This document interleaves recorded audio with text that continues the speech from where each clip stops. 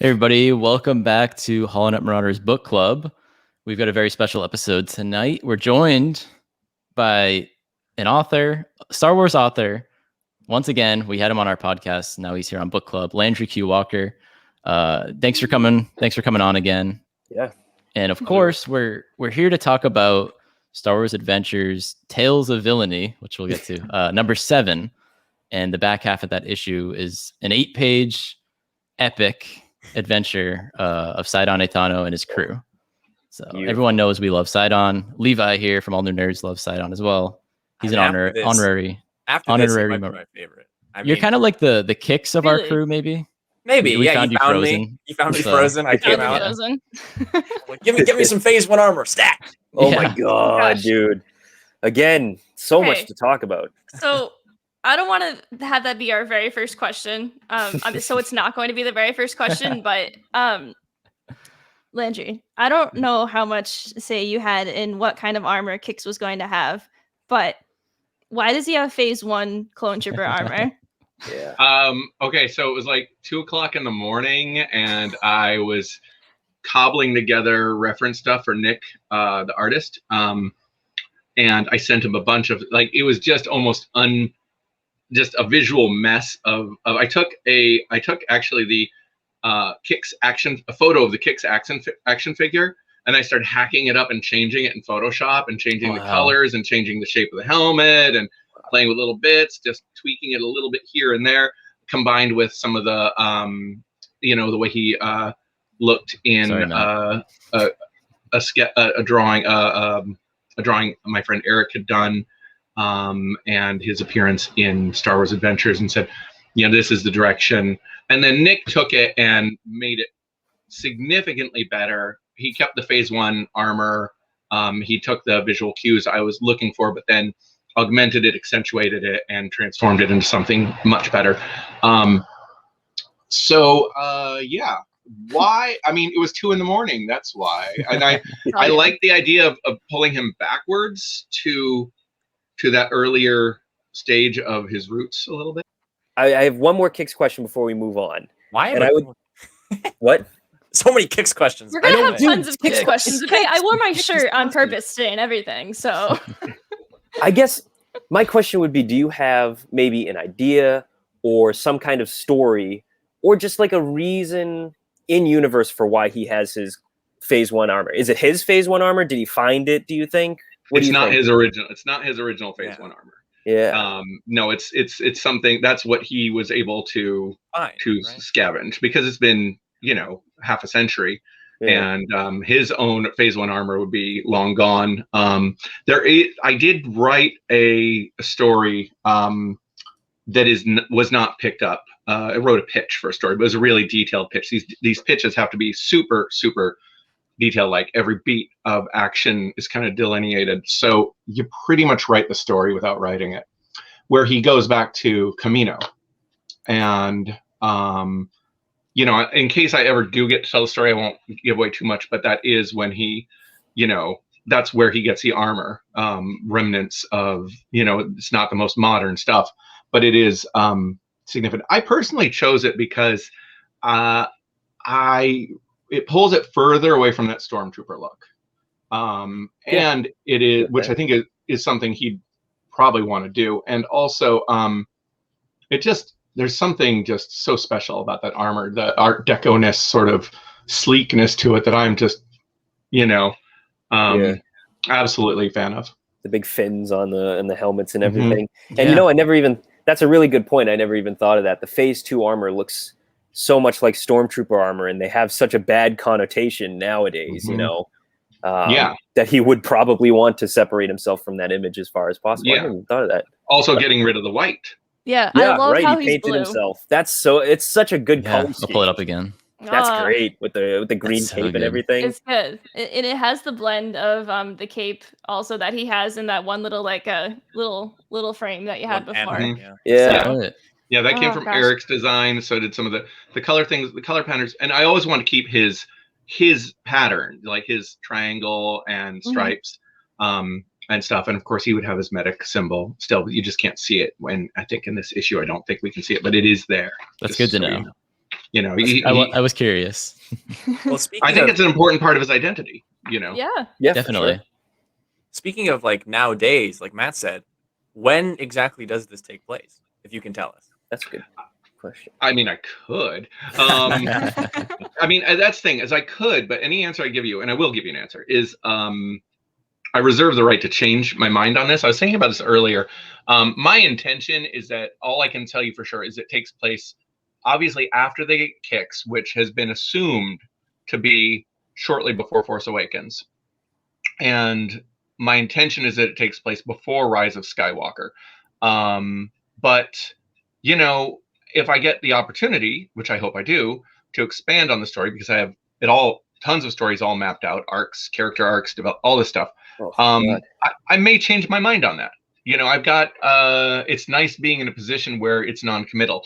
In my mind right now, that's where it is, though. It is before Rise of Skywalker. If I keep it there. Yeah.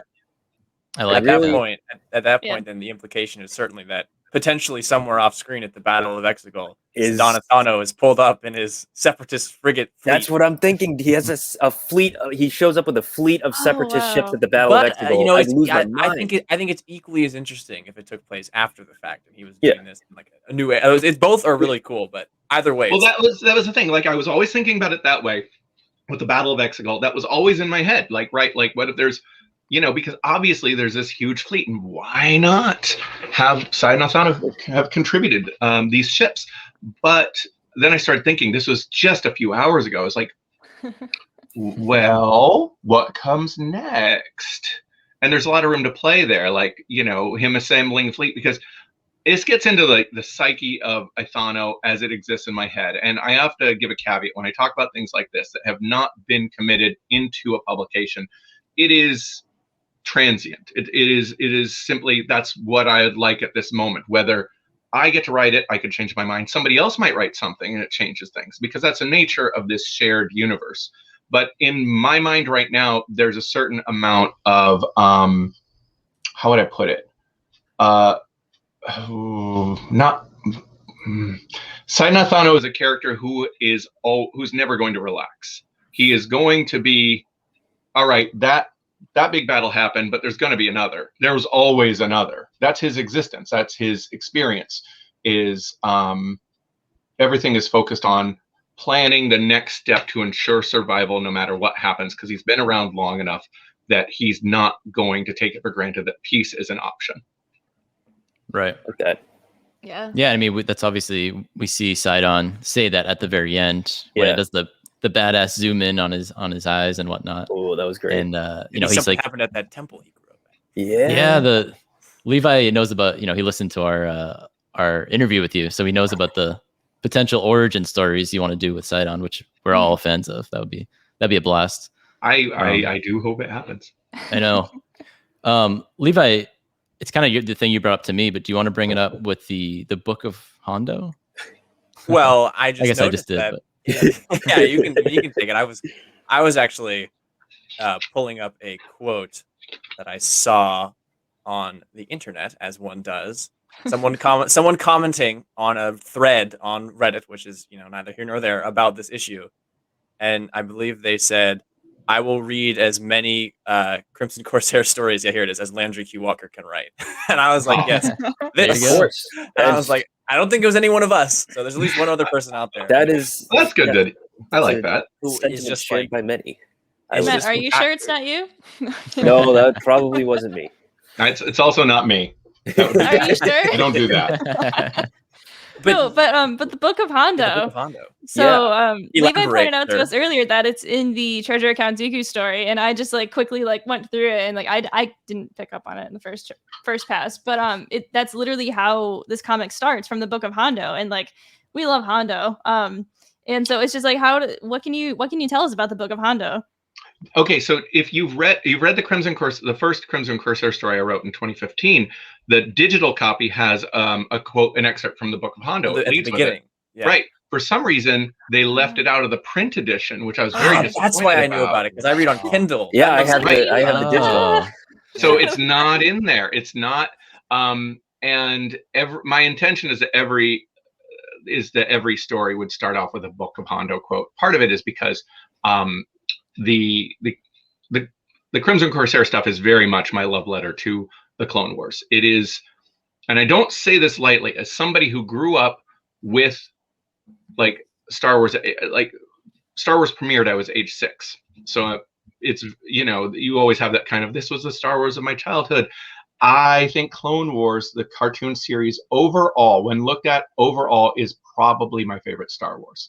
Oh. And the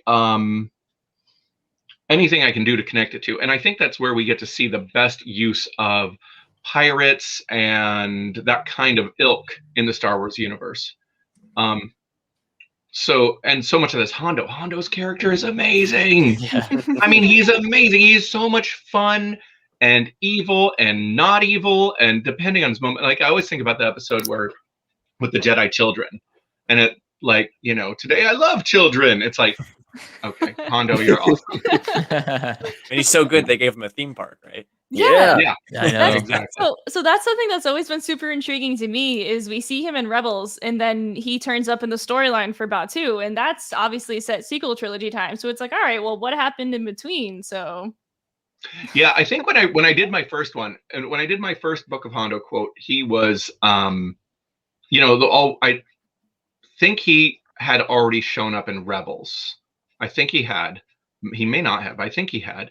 Because I don't know what the timeline on that was. I don't believe so, because I think that book came out 2015, right, or late 2015.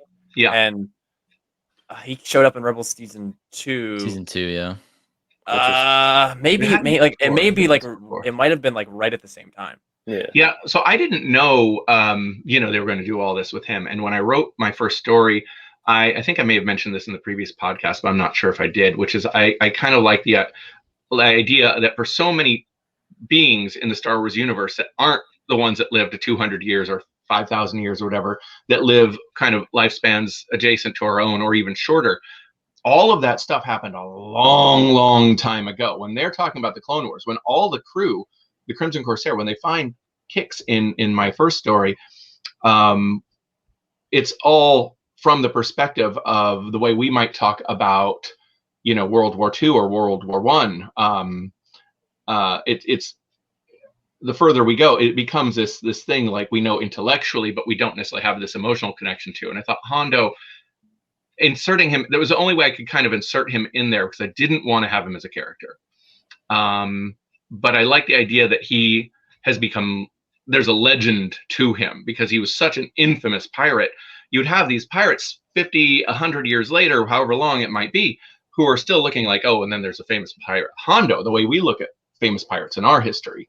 So I also thought 2 different versions with the Book of Hondo. I had one idea, the Book of Hondo would be, his biographies or something like that. But I also thought, what if it's just like one of those desktop calendars? It's just a quote a day.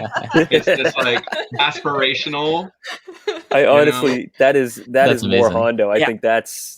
I didn't think about that. I thought it was like maybe like a pirate code or something because he was so infamous. Like it's like, well, as you were saying, like Blackbeard. Like, people know who Blackbeard is because he was this infamous pirate. I would love for it to be like desktop calendar style though. But yeah, that's even funnier that he just wrote set it out down to make an autobiography, and then he's like, you know what? Let's just do like one page a day. And then this is a lot of work. This is way too much work. Yeah. One quote. You get one. I gotta call out the beginning. So when we see the Book of Hondo, the quote in the beginning. Sorry that it's over, everybody, but it's also over this separatist cruiser, which like blew my mind. Like seeing it in the first place, just seeing it all broken down and whatnot, but then built up in the inside. Like, oh. Yeah, so cool. Like, and that's just how it starts. I know. Speaking of, you said somewhat at the beginning, something that definitely caught my eye and all of our eyes. This bad boy right here, the speeder. Look at that thing. It's like a freaking Batmobile. Look at that. Was this an inspiration? I don't know if I can comment on that. Okay, fair enough. But amazing. This is another 2 a.m. thought. I love that little Hot Wheel. It's the only Hot Wheel I own. Nice. I will say that much. I want to go buy the only other now. Hot Wheel I've ever owned was a Batmobile. That also might say something. Yeah, the Sidon Mobile. Sidon Mobile. So I guess just from that statement alone, how the only other car you had was Batman. Sidon Ithano has his own theme song Yes. Oh my god. I imagined it being like that's what I imagined in the comic. In part, it was I write to music. I always I wrote the original story while listening to. Are you familiar with the Fet's Vet song by MC Chris? Yeah. Yeah. Okay, so I had that on loop a bunch when I was writing the first story, and then MC Chris did a Sidon Ithano song based off of his story, including parts of my book. So then I thought, well, I'll shout back, and he actually commissioned the song himself and plays it as his theme song when he drives around in his car. Wow, that's so fun. Great. That's so good. I love that. That's such a cool detail. It's fun because so the direction they gave me originally with Sidon Ithano, the only direction they gave me at Lucasfilm was what you see on like the toy packaging. Like he doesn't speak much and lets his first mate do the talking. That's most of what I was given. And I thought, you've got this quiet, stoic, serious, pirate who's also wearing flamboyant red and a cape, and he's a complete swashbuckler and a ham, just completely like he's all about theater. This guy is all about the theater. I could definitely see that for sure, especially with that with the Sidon mobile and you get it all from the Yonte. Yeah, it says it all, doesn't it? Yeah, it does. It's everything. The speeder, though. Oh my god! I read this issue last night. I read it digitally, and afterwards I just went on this. Wasn't really much of a kick because there isn't that much of it, but I watched like every scene that Ithano was in like twice over, like in The Force Awakens. Then there's that scene in Resistance where he's there, and I'm like, I just want more. I want more, and like his ship flies in. I'm like, it's so cool. I'm like, the mobile it could be in there.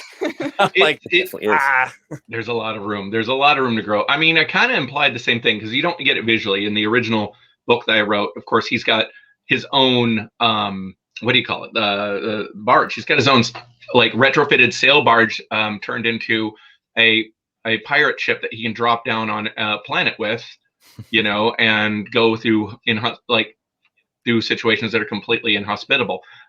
This is a guy. He's got a plan. I guess they used that idea in Resistance because Kragan's ship is like a sail barge. Oh, do they? Yeah. Oh, I haven't watched all of Resistance. I watched the Corsair scenes. Yeah. Yeah. Well, okay. So the main pirates in that have like a modified sail barge. Resistance is worth it if you like the pirates, because like the main like antagonist, aside from the First Order, is a group of pirates, and I think I'm gonna like it. I'm kind of like I think until like I went through a wave. Sometimes you do this when you work on this stuff, it becomes kind of an emotional toll. Like when I worked on Batman in 2010, and I've always been a huge fan of Batman, but I had to distance myself for a while afterwards because it just you become so emotionally invested in it, and it's not yours. At some point, you have to like walk away because it starts to interfere with your ability to maintain your fandom sometimes, because you are behind the curtain all the time, seeing all the moving parts. And also, there's so much invisible struggle in making these stories happen. Not that it's not adversarial. It's just that you're working with a massive corporation with a million moving pieces, and it's a lot of work. So there are times where I walk away to give myself a break when a job ends and I'm off working on different things. I need to kind of reset my professional brain back into my fandom brain. Does that make sense? Yeah, that makes sense. 100%. I say to the guys this all the time, how like sometimes I need to like take a break from Star Wars, and I like refall back into like Fallout or Skyrim or something like that, or like for example, like the new Ghostbusters trailer just dropped from the sequels to the originals, and I'm like losing my mind over that. But like otherwise, you got to have like more than one interest, and it's healthy. Yeah, and especially when you're working on it on all the time, it becomes a thing that even the best job is still a job sometimes, and it can be frustrating or disappointing or even depressing. And so I haven't watched Resistance primarily for that reason. And then my energy for Star Wars built back up, and then I got really back into it. And that was before the work started kicking in again. And so Yeah, it's on my watch list. I wouldn't be. I'm not surprised that they may have done that they did a sail barge as well, because it always was a pirate ship. It took me a long time to realize that Jabba's sail barge is his pirate ship. And I don't know why, because I just kept thinking mob boss. He was sold as this crime boss. He's a pirate. Jabba is a pirate, and everyone working from his pirates. They have Luke walk the plank. Why did I not see this? It's like, okay, Masters of the Universe. Trapjaw. You all know who Trapjaw is, right? Do you? I'm lost, but go for it. Oh, okay. Well, you know what? Let's see. Hold on. This guy here, I just bought this little toy of him. Let's see if. Ooh, okay. Yeah. I don't know how well you can see that, but see, he's missing one arm. He's got this metal jaw. He is one of his hands is a hook. He's a pirate, and I didn't notice this for about 30 years. I was just like, oh, he's this, kind of warrior guy. I just contextually, it just didn't occur to me. Same thing with Jabba and his. That's great. It's funny that you bring that up, because I never noticed that either until just now when I'm thinking about it. Yeah, and you're like, Luke walk the plank. He has a hook for a hand. Matt, you're like Mr. Jabba too. So I know, I love Jabba. I can't get enough. Yeah, of and Luke walks the plank. They literally, the plank extends. Like, oh my God, he's a pirate. That and was all the week. Oh my God. And it was around the time of watching Clone Wars. It clicked. The funny thing is, the Clone Wars actually reinforces the opposite. Whenever we see any stuff with the Hutts, they really reinforce the classic crime boss kind of family thing that I'm not as big of a fan of. You literally have like a Marlon Brando Hutt. Exactly. You're not subtle with it at all. It is probably some of my least favorite stuff in the Clone Wars, but that's a personal bias, because I'm Italian. Italian American, and my family came here in the 1920s, so almost 100 years ago, and they were the mob. So, and it was bad. There's so much bad stuff in all of that. So when I see this, I'm like, oh, can we just let the mob stereotypes go already? I get that. More fair. pirates. Just make everyone a pirate. Pirates and less mafia, more pirates. Yeah. I know we're all hungry for a lot more Sidon action, whether it's comics, a book, whatever. And I'd probably get thrown in like Carbonite or in the Sarlacc for saying this, but you wake up in 50 years. What are you gonna say here? I think Sidon is much more interesting than Boba Fett was in this in this era. I mean, Boba Fett was just a dude. I mean, you mean Sidon? Like relative? Just look at this. Look at that. So you mean like Mobile? Do you mean like relative to the time, like in 1985? Relative to the time, right? Okay. So, yeah.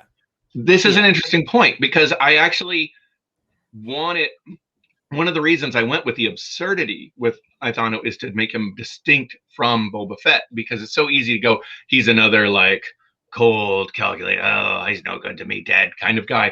Like, no, he's not a bounty hunter at all. That's not his deal. He leans way more on the side of the good guys than Boba Fett did at that point. Where they go with Boba Fett is a different question, but at that point.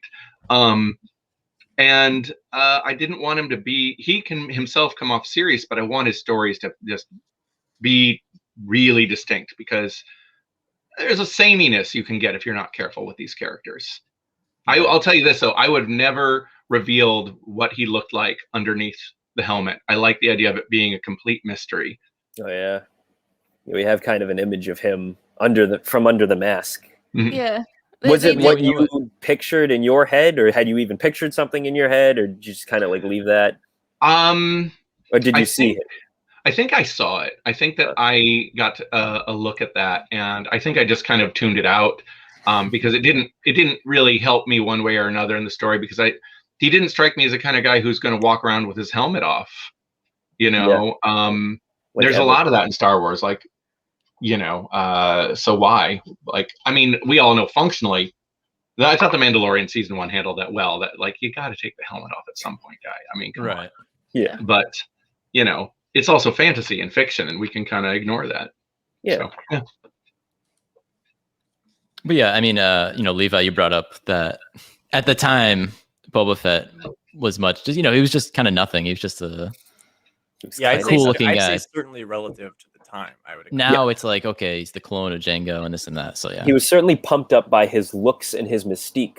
You know, especially with his toys and his armor was just, you know, the coolest thing. Even though, you know, functionally in the plot, he didn't do as much. A lot of that mystique comes from like there's that famous parade in like 1978 or in 79 where Boba Fett is there, and then he appears in the holiday special. And I think Sidon, right, and the Crimson Corsair has sort of that mystical quality, because a lot of these stories, I was talking about it on my stream earlier, like I was showing them Kicks, and most people that hadn't read, you know, unfortunately, the short story that Landry wrote, or knew that, because it's such a deep character. I mean, he's in one scene and then you can see him in one frame in The Rise of Skywalker. Not everyone knows this guy.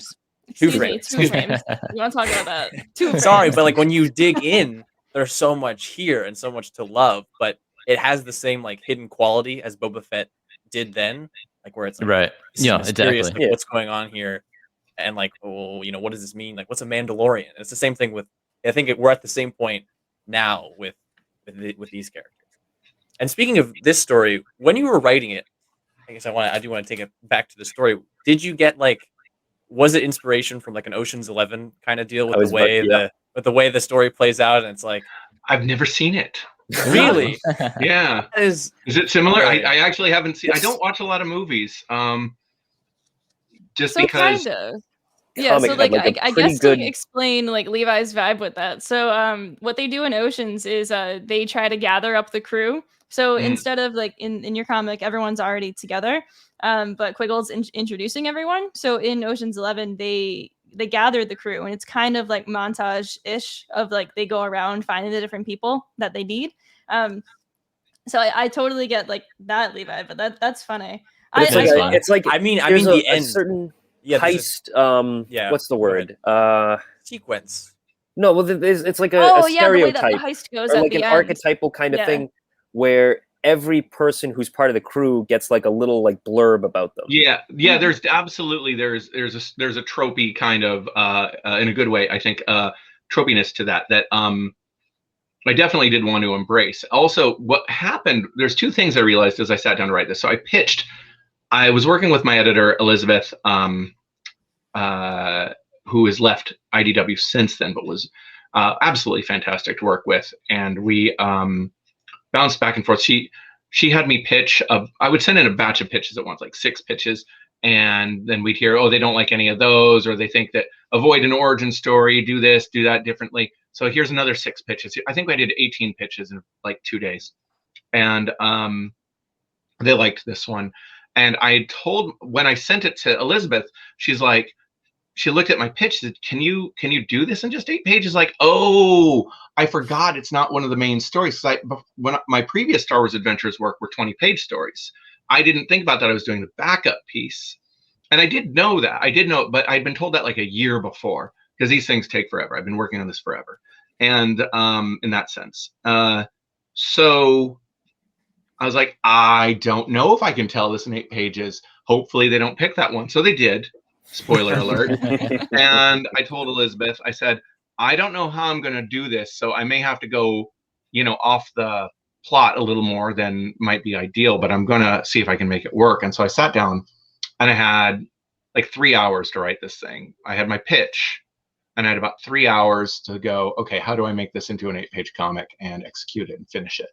And I realized, well, I needed one to have having it narrated gave me a cheat, gave me a shortcut. I could get in, I could have Quiggle tell the story, and I realized, well, that's really his role, because and then I could kind of feature like each major character, give them their own page. And by having Quiggle jumping in and out of the narrative, it allows me these rapid scene transitions, because one of the biggest things with real estate in comics is transitioning from one scene to another. You almost never do a mid-page transition. So you got to get to your page end. You have to have something that closes a scene, something that opens the next scene, and then get into the meat of the scene. Well, if he's telling the story, he sets up each scene, and we don't need any narrative or dialogue because he's talking through it and we can jump back out. So it just became a matter of expediting the story in as few pages as possible while giving as much content, because I had this. They have to take over. Well, I don't want to spoil it. Should I spoil it? Can I spoil it? You can spoil it if Yeah. you want. Yeah, to. I'm allowed, right? We'll say So- spoilers right here for Spoilers- anybody who hasn't read the comic. Spoilers. All right, hang on. Spoilers for this comic. In case you weren't Spoilers. aware, that's what we're talking Look at about. that guy. Look how- Yeah, I guess we're kind of past that point. Okay, spoilers. They have to take over a spaceship full of pirates, take over an asteroid full of other pirates, and explain why they're taking them over, and then put those things together and have the piece of the puzzle work for the way they wanted to, in a way that you read and go, okay, I see what they're doing, that makes sense. And I feel like I have to assume that a lot of the readers will have no idea who any of these characters are, so I need to introduce everyone as well. So like, it's very introductory in that regard. And I think it does a great job of that. I think this is like the perfect comic or piece of material to read if you want to start, if you want to understand the crew. I mean, I was going to say, if you want to start on your Sidon journey, but, then you go and read the short story and you're asking, you're begging for more. It's so funny because your explanation explained what I was curious about, but that's not at all the parallel I was trying to draw between it and Ocean's 11. In the finale of Ocean's 11, it's like there are events going on, and then it's like the real, like what you think was happening, like it's the same thing where it's being described, and it's like, oh, it actually is happening, and this is actually how it goes. Oh, and that's sort of what I was getting at, because like, it started. You're right. Well, spoilers for Ocean 11. Yeah, I was like they're the SWAT I told team. you I hadn't seen it. What's going on with that movie? They're the SWAT team, and they steal it, and you're like, oh, that it actually is happening, and this was the plan, and then that's sort of the. I do think I've seen it a couple other times too. It's an interesting storytelling device, and it allows you get a little bit of that kind of an inverted version of that, I guess, with the whole Kaiser Soze thing. A little bit. Yeah. I forget what that movie was called. Unusual Suspects. Usual Suspects. Yeah, Usual Suspects. Mm. Just playing with that the unreliable narrator thing a little bit. Super reliable narrator. Technically, all he does is say exactly what's happening. That's true. And I'm kind of a fan of that. I'm kind of a fan of you'll see it come up in a lot of stories I write, like my Supergirl story. There goes Sidon in the speeding. Yeah, Sorry about The that. Sidon mobile. There you go. In my Supergirl story, there's a whole thing, or actually my Incredibles comics I wrote are a little better example. I have the villain has taken the brain of a superhero named Everseer, who died and was referenced as dead in the Incredibles movie. He took that hero's brain and built a machine that would print out the story for him. So he has the script to the entire thing. That's funny. Having any kind of character have kind of this gift of foresight is just a fun thing to play with, because it's functionally the writer sitting there going, here's what's going to happen. Yeah, that's good. I love Quiggle's characterization a lot. Like the way you write him is really funny, because Seriously. to me, he never looks like the kind of person he acts like, and I love that. He's just like guy with a big lumbering guy with a peg leg, but he's just quippy, like, and he's so fun. No wizard. Yeah. I'm also glad you brought back Wizard. Yes. I want to take credit for that. I'd love to take credit for that, but I can't. That was one of the few notes I got. I think it was Pablo Hidalgo. I could be mistaken. I think he said, because I think he says, so awesome. And they're like, let's use less of an earth sounding word. Somebody had a note of that. And I think he came in, because a lot of his notes would kind of come in and go, well, how about this? How about we move this way? And he said, I think it was him who said, we could use wizard instead. I'm like, yeah. Perfect. There we go. So credit where credit is due. I would love to take credit for that, but I don't think that one was me. I could tell you another secret note thing that was changed. Sure. Yeah, absolutely. Are we sharing secrets here? Okay. Oh yeah. All right. Yeah. Okay, everyone. The original pitch. I forget what this race is called. I should know. I wrote this, but I wrote it months ago.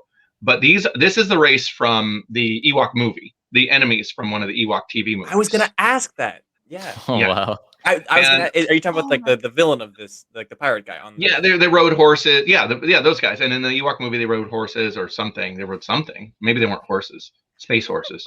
Anyway, it's them, and that wasn't my idea either because my original pitch, the villains it was an Ewok mob. It was going to be like, because this is decades after Endor, and you look how quickly Ewoks picked up technology like that. They've got guns now. They've got their. If you've read Daniel Jose Older's Last Shot, there is a character in that book who is an Ewok who has picked up technology very fast, and it's wonderful.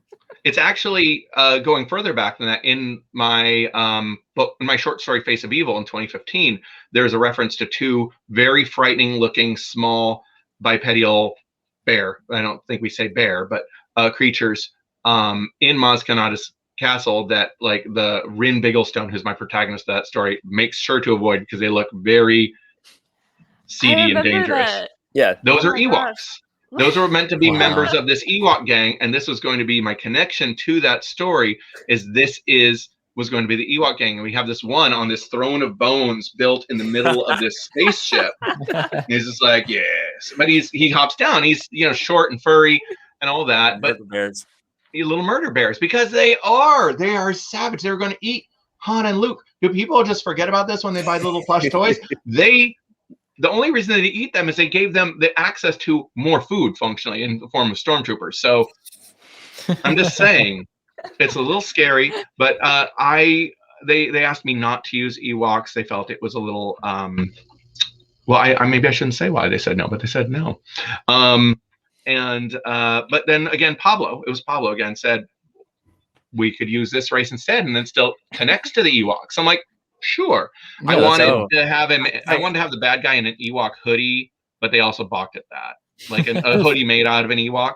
It looks like That's such a deep cut, and when I saw it, I instantly recognized the species, but I couldn't place it. I was like, this is something so deep in Star Wars. It's like, it's in there. Wow, and it's funny. Levi. It's funny about the Ewok. Well, those Ewok movies, man. That's the blurgs are the best things to come out. Oh yeah. I love the blurgs in the movies. But it's funny about the Ewoks and them eating people, because even in like the modern kids content, like there's a Forces of Destiny short, which is like a shorts YouTube or Star Wars made for YouTube.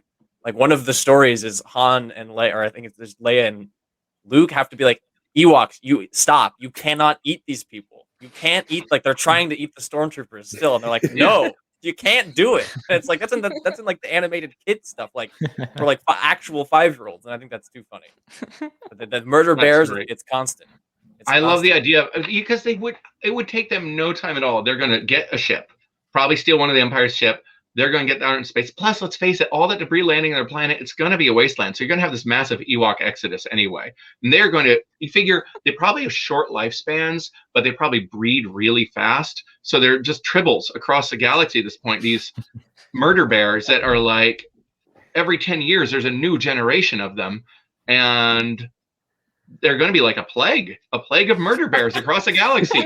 Yeah. This is what that post episode 9 holds for us, guys. Ewoks are the main. They are the main. If I got my way, they would already be seeing the seeds of it. The universe versus the Ewoks. Wow. There's a deeper cut, I think, in here that I'm wondering if anyone will get. Should I bring it up, or should I just wait and see if one of you picks it up? Oh God. There's a lot of. I don't know. There's a lot of stuff. It's a deep cut. It's a really deep cut. You can bring it up. Okay, Miru Woodring. That's the name of the worm. Who is that? Yeah. The worm being right. And it's we don't have a good image of her in scale. She's in the deep distance, so she's about a Jabba-sized creature. But I wanted a creature that wasn't a Hutt. Hutts were too easy, and I thought they're overlooked. So I started going, well, what are some creatures that kind of are similar? And there's several we've got several different gruesome, grotesque, monstrous gangsters and pirates and stuff I could have played with. I found this one. What is it called again? I can never pronounce it. The Uruturians. I did not make this creature up. This is from 1995. I forget exactly what the storyline was called, but there's one of these on a cover, and they are Hutt-like in their shape, but they have multiple arms, and they eat to mate. They eat a male of possibly another species as a form of mating. And the creator of this, I saw the name of the creator of this, like, oh, okay, it's this guy Jim Woodring. So the name is a reference to Jim Woodring, who was a phenomenal alternative comics creator, who did a book called Jim and just a bunch of really weird stuff. So as soon as I saw it, I'm like, yeah, this makes sense. This is very Jim Woodring. Wow. That's cool. So Miru Woodring is a reference to another creator. Nice. I'd have to look into that. That's great. That is a deep cut. That's very deep. For sure. I don't know how this looks on there, but a little bit. A little up. There. A little up. Move it up a little. There you go. Yeah. If somebody needs to ask Nick if he wants to share his, because we did some like back and forth. I sent him my ideas and descriptions, and he did some design work. So he actually did this great large image of this character that doesn't appear.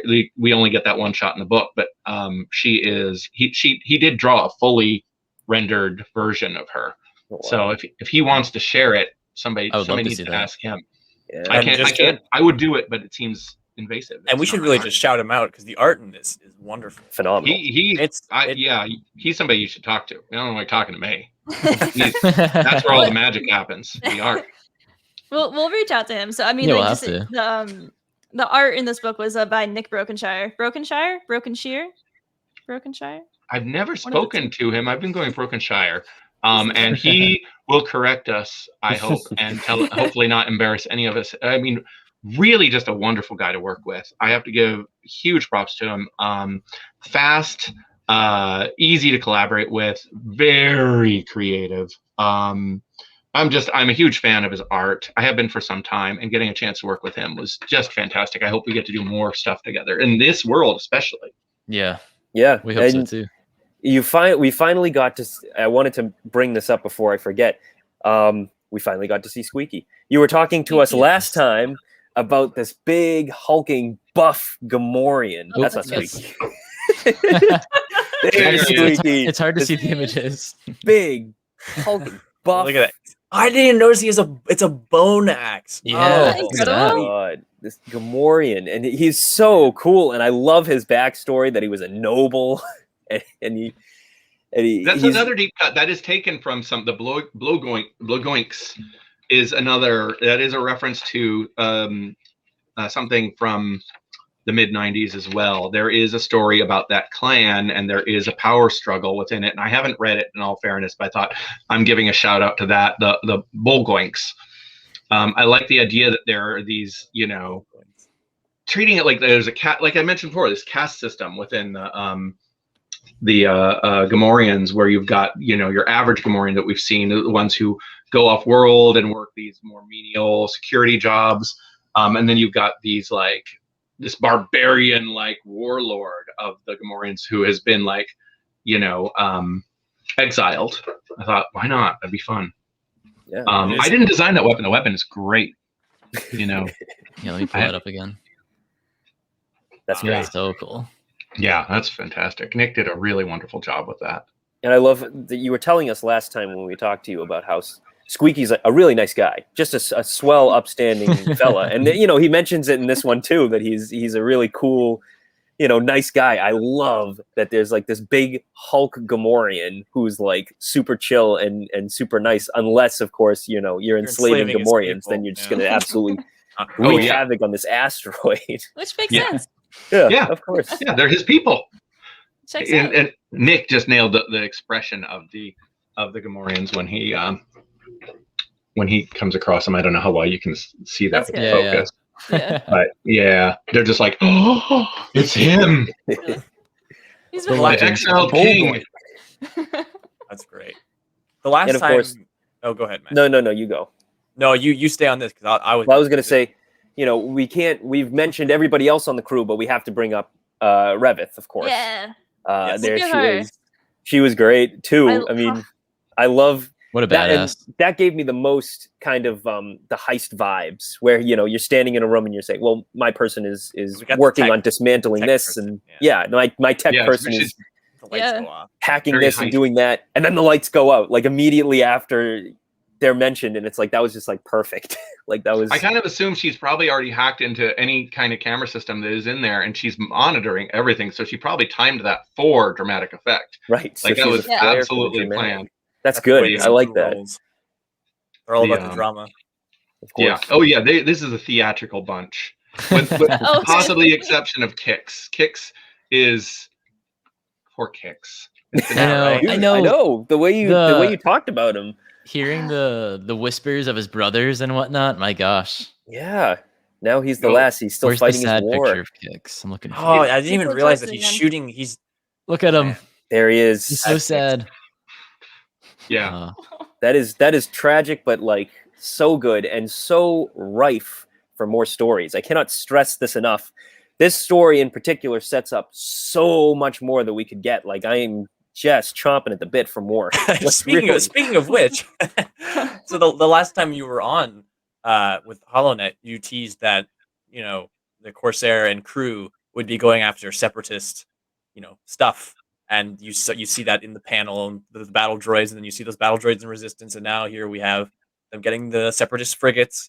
Mm-hmm. Where do you, of course within what you can say, what do you think? Where do they go with this? Well, I mean, I do think that gets in the realm of there's not much I can say, and in fairness, like I have like basically story maps. I have a lot of different ideas of what I do, but anything I told you, who knows how that would play out. And I'm hesitant to go too far into it because one, there's a whole thing like if you have a story, be careful not to tell the story until you write the story because you lose that energy to do it. But also because none of it is signed off or sanctioned by Lucasfilm. This is their property that they've been kind enough to let me play with.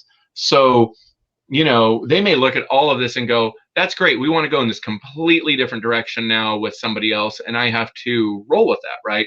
So there would come a point where I'd go, well, here's what I would have, if they did that, there would come a point where I'd say, well, here's what I would have done. But right now, since there's still the possibility that I'll get to explore that, I don't think I'm going to tell.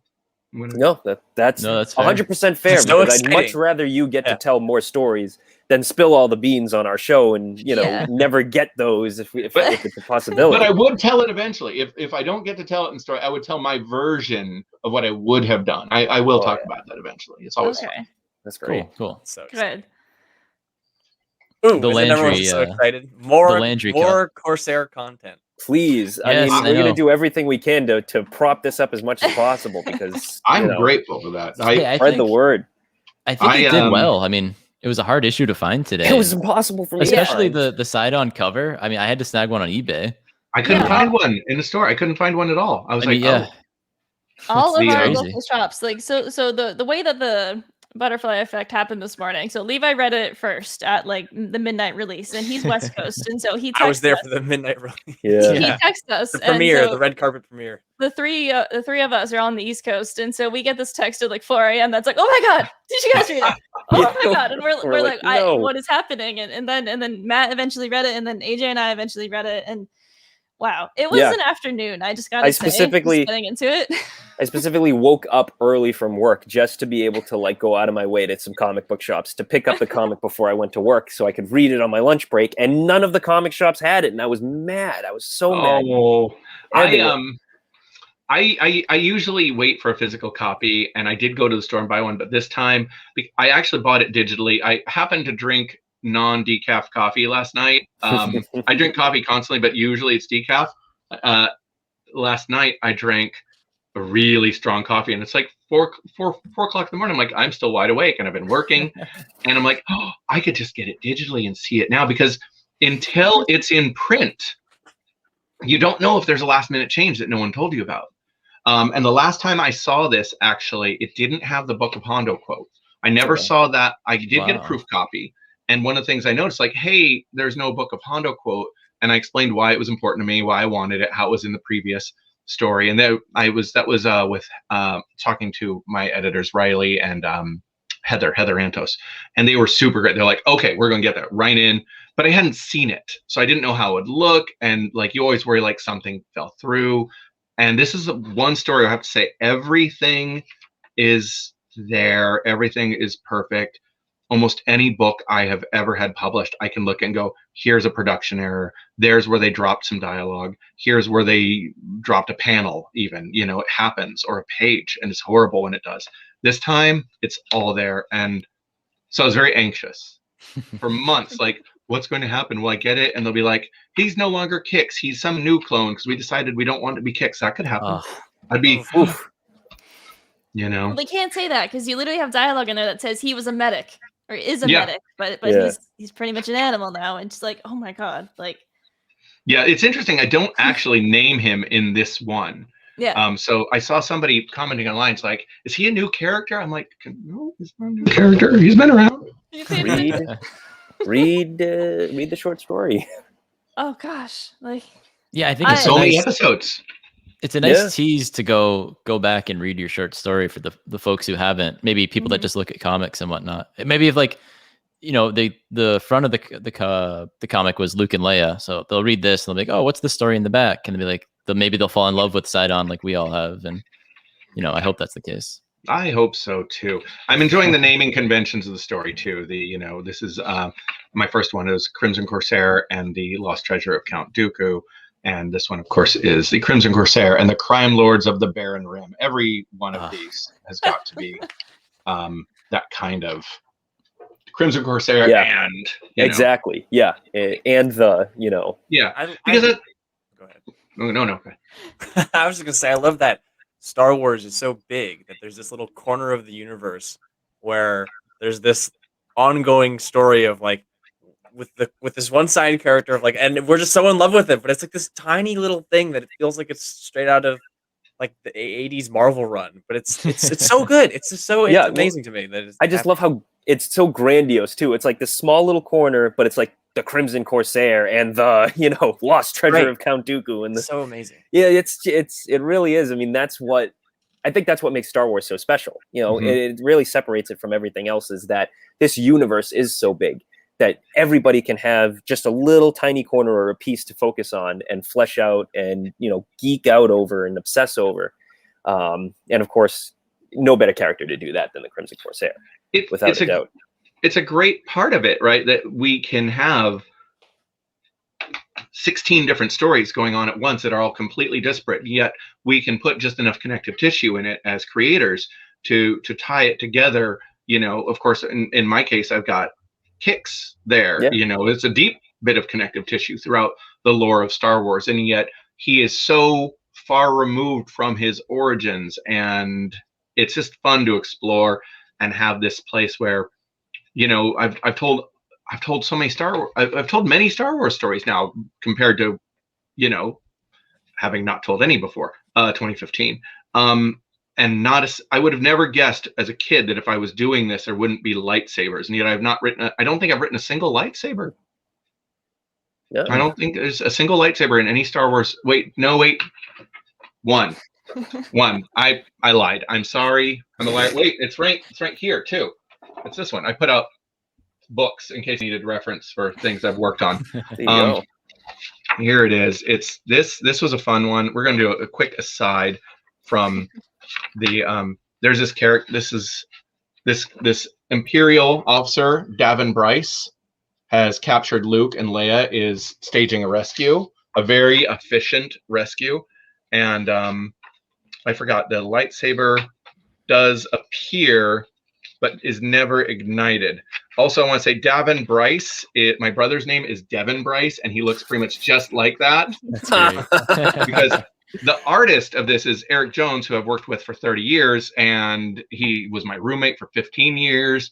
My brother lived next door. He knows my brother well, so that was an easy one. Draw my brother. He's like, sure, I've met him many times. Great. You made your brother an Imperial. That's awesome. Yeah. Wonderful. That's great. But yeah. No, this was. I wanted to share, Jamie, can I share your reaction photo to seeing Kix? Oh, yeah, sure. So we had the entire day, and that was... That's Jamie reading the comic while at her desk working. That's when I flipped to the page in which Kix showed up, and yeah. And then immediately after, I was like, why is he wearing Phase 1 armor? The first question. For me, it was I audibly was like, ha ha, when I saw the car. Oh my God. Oh, yeah, there is a car. I was like, what is, I was like, this is...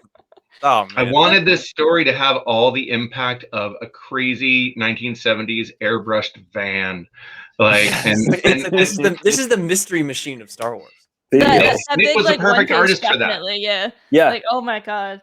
He definitely captured that. That's his line work, his colors, his energy. He designed all those crazy, like, fun, funky robots we've got. His take on the Corsair and his crew.